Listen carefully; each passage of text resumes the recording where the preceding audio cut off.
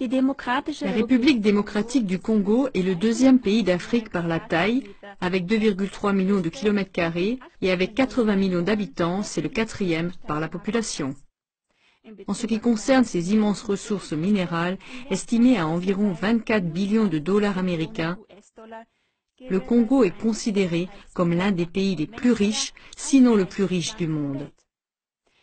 Il possède 10% des gisements de cuivre du monde, 30% des diamants et 70% de tous les gisements de minerais de fer. Mais surtout, on en extrait plus de 50% du cobalt requis dans le monde entier, le cobalt étant un minerai sans lequel, par exemple, serait inconcevable l'industrie électronique et toute l'industrie de l'armement d'aujourd'hui qui dépendent de cette dernière. Malgré sa richesse en matières premières, ce pays est pourtant aujourd'hui un des pays les plus pauvres du monde en raison de l'exploitation, de la corruption et de guerres qui durent depuis des décennies. Et selon l'indice de développement des Nations Unies, il a même atteint en 2013 l'avant-dernière place. La journaliste d'investigation Abi Martin a rencontré l'historien congolais Kambale Musaouli. Dans cette interview, Musaouli met en lumière le passé et le présent du Congo et il montre que le Congo a même le potentiel de nourrir toute une population mondiale de 9 milliards de personnes. Avec la production d'électricité de son fleuve, le Congo pourrait alimenter toute l'Afrique. Il souligne que la République démocratique du Congo est actuellement le plus grand fournisseur de cobalt du monde. Presque toutes les voitures, ordinateurs, téléphones portables ou autres appareils électroniques contiennent du cobalt du Congo. Mais malheureusement aussi tous les chars, avions, hélicoptères, fusées, navires de guerre, sous-marins, etc. Un document stratégique de l'administration américaine indiquait même très clairement qu'il serait impossible de faire la guerre sans le cobalt du Congo. Mais c'est précisément ce qui, au milieu du siècle dernier, a placé le Congo dans la ligne de mire des intérêts de l'Empire américain, ce qui recouvre non seulement le gouvernement américain et son appareil militaire, mais surtout les grandes entreprises américaines, y compris la haute finance.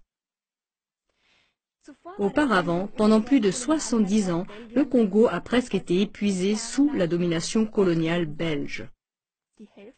La moitié de la population, soit environ 10 millions de Congolais, est morte pendant cette période coloniale belge à cause de la violence et de l'oppression. Un crime, même un génocide qui, pour la plupart des gens, selon Musaouli, est resté occulté.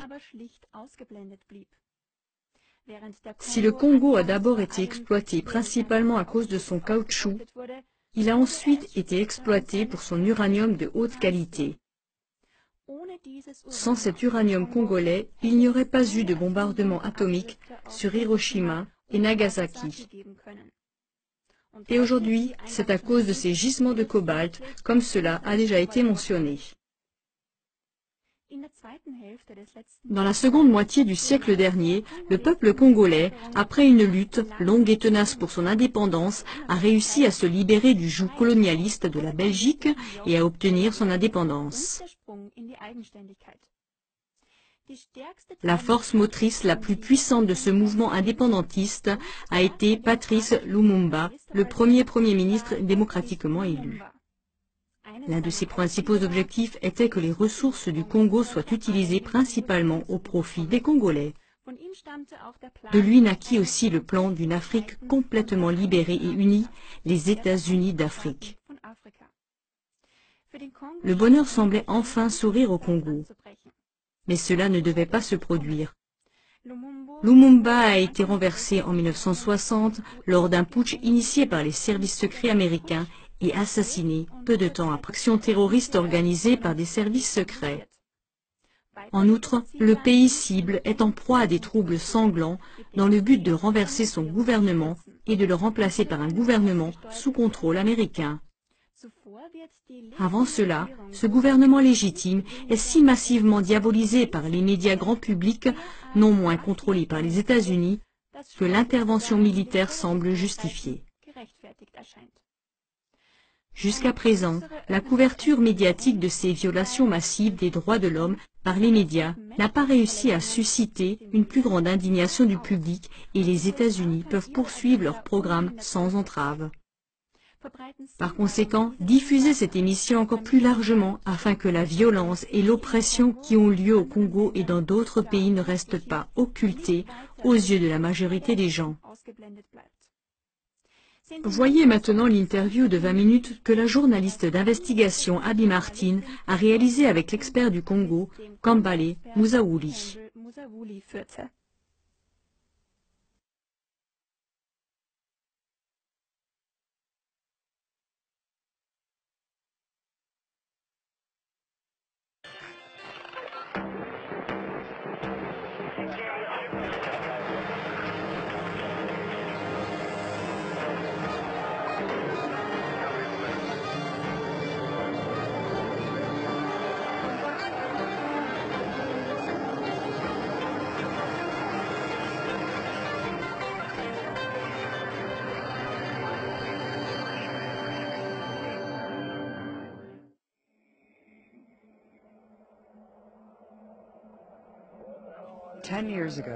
Il y a 10 ans, l'Empire a porté ses regards sur une région rentable du monde, sur le continent qu'il avait autrefois pillé en tant que capitaine de la traite négrière. Un nouveau grand commandement militaire est né, AFRICOM. L'AFRICOM comprend 53 pays africains, y compris les îles et tous les océans. Il se compose de 4 composantes principales, toutes avec des noms intéressants. US Army Africa, US Naval Force Africa, US Air Force Africa, US Marine Corps Africa. Bien que la présence américaine sur le continent africain soit largement humanitaire, l'officier de l'AFRICOM, Rick Cook, a admis que les États-Unis étaient en guerre en Afrique depuis des années. Avec une série de bases de drones, de camps et des installations où la tradition américaine continue de former des militaires mandataires responsables d'abominables violations des droits de l'homme et d'opérations secrètes. Loin d'une guerre sous le seuil de la violence, l'AFRICOM effectue chaque jour plusieurs missions. Tous les empires voulaient posséder l'Afrique pour la même raison, son immense trésor de minéraux et de matières premières. Une grande partie de ce trésor enfoui est concentrée dans le sud de l'Afrique en République démocratique du Congo. Celui-ci compte 80 millions d'habitants, 250 groupes ethniques et plus de 700 langues et dialectes différents. Avec ces minéraux non exploités, il est considéré comme le pays le plus riche du monde, avec des réserves de 24 billions de dollars. Le Congo possède 10% du cuivre mondial, 30% des diamants et 70% du fer et produit plus de 50% du cobalt mondial. Parmi les Congolais qui risquent littéralement leur vie dans les mines de cobalt, des dizaines de milliers sont